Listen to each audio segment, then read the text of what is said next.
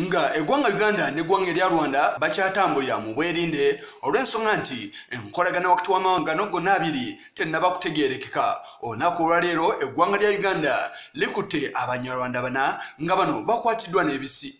Abamu ku abo bakwatiddwa kubaddeko Mbabazi Trianeza, Justin Maguma, Sengeyunga, John Claude awamu ne Ndayisenga Johnson. ASP Okot Nelson avunaanyizibwa ku bidduka owa poliisi mu kitundu ky'e Kanungu yakutte abakwate bano. From the vehicle, we checked the vehicle thoroughly with their luggages until we recovered 4 suspects, and we impounded the vehicle. We recovered 4 radio calls, 2 magazines. Ono ategeezezza nga bwe yabagulisiddwako abantu ab'enjawulo ku nkya y'olunaku olwaleero era nabo tebaalutumidde mwana. At 6:00, that is by the informer from Katunglu, is attached to Hua. That is, there are some people which they are expected that they are wrong people.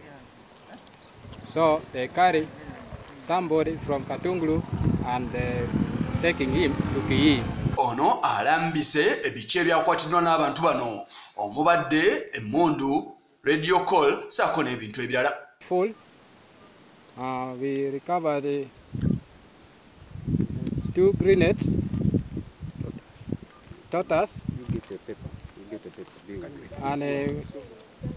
and we recovered a sweater.